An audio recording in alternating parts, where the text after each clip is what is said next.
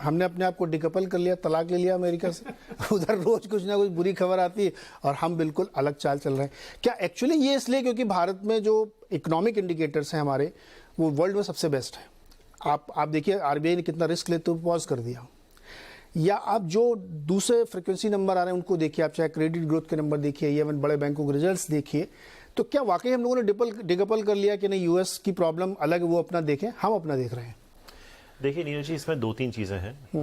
आप देखिए 3 साल हो गए हैं कोविड को, राइट? मार्च अप्रैल 2020 में था, हम 3 साल ऑन है। पहले 18 महीने में आपका जो हेडलाइन इंडेक्स था वो 2.5x बढ़ चुका था। 7,500 की निफ्टी 18,500 हो गई थी। तो एक तरह से लाजमी है कि कहीं तो आप जाके पॉज करेंगे, you need time to digest that. उस तरह की रैली देखिए 2003 से 8 के बाद कोई 5 साल का एक विंडो नहीं आया, लेकिन जिस तरह का मूव आया था, you need time to digest it. उसके बाद भी ऐसा नहीं है कि एक वन वे स्ट्रीट था, युद्ध हुआ है, तेल की स्थिति थोड़ी काफ़ी ख़राब थी, and so on and so forth, US inflation वगैरह। आई थिंक नीरज जी, ये जो पिछले 1100 पॉइंट की रैली आई है, मैं 1100 बोल रहा हूँ क्योंकि लास्ट जो आरबीआई की पॉलिसी थी उस दिन निफ्टी 16,900 पे था, आज 18,000 है। Correct, right. इसमें दो बड़ी चीज़ें हुई हैं। अगर आप ओवरनाइट यूएस का जीडीपी प्रिंट देखें तो वो 1% आया था, राइट? एक्सपेक्टेशन 2% की थी, और जो थर्ड क्वार्टर की थी वो 2.6% की थी। और जो पेंडिंग होम सेल्स की जो डेटा थी उनका एक्सपेक्टेशन था कि वो 0.5% बढ़ेगी, लेकिन वो 5% गिरी। The signs of a US slowdown / recession have begun. ठीक है, तो आई थिंक आरबीआई को जितना लोग क्रिटिसाइज करते हैं, एक तरफ से आपको क्रेडिट भी देना चाहिए, वेयर इट्स ड्यू, कि उन्होंने पॉज लिया।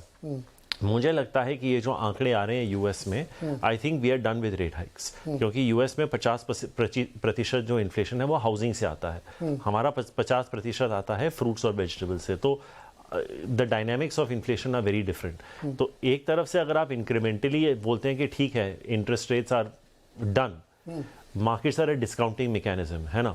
तो अगर आप पकड़ के चल रहे हैं कि ठीक है FY24 में इसका इम्पैक्ट आ भी जाएगा, और ये एक तरह से एक पूरा नॉर्मलाइज्ड ईयर हो जाएगा। FY23 भी काफ़ी हद तक नॉर्मल ही था, लेकिन now we are back to a post covid normalised. हम वो FY20 का कॉरेस्पॉन्डिंग क्वार्टर अभी नहीं देख रहे। तो आई थिंक अगर FY25 पे अगर हम देखें, I think things are not looking that expensive.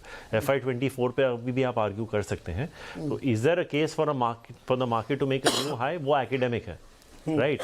हम 900 पॉइंट दूर हैं, हो भी सकता है, नहीं भी हो सकता है।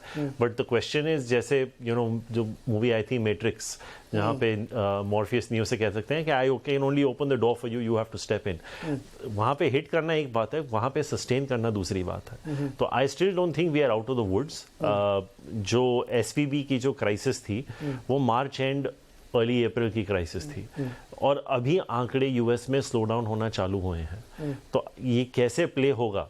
नहीं तो क्या यूएस अगर मान लीजिए रिसेशन में जाता है, जो कि कह रहे लोग कि 30 जून के बाद वो ऑफिशियली दिखने लगेगा आपको, हम उसका इम्पैक्ट लेंगे क्या? जरूर लेंगे, क्योंकि आपका जो एक्सपोर्ट सेक्टर है, आप आईटी सर्विसेज को ही ले लीजिए, इन्फोसिस का क्या हुआ। देखिए, एक तो आपके एक्सपोर्ट्स में इम्पैक्ट पड़ेगा, दूसरा अगर आप कुछ चीजें इंपोर्ट कर रहे हैं उस पर भी असर पड़ेगा, क्योंकि अगर वहां के लोग प्रोड्यूस नहीं कर रहे तो आपके एक्स और एम, जो जीडीपी का फॉर्मूला है C+I+G+X-M, वो एक्स एंड एम तो आपके कंट्रोल में है ही नहीं ना। तो almost 40% of the 5 variables is not in your control, तो you are back to CING। तो वहां पे होगा, तो यहाँ पे डेफिनेटली एक इम्पैक्ट होगा। कितना होगा वो नहीं बता सकता, 1% हो, 1.5% हो, 2% हो, वो पता नहीं। लेकिन अगर आप आंकड़े देखें तो most economists are working with 5.5 to 6% GDP growth for this year. Nobody is working with 6.5, nobody is working with 5।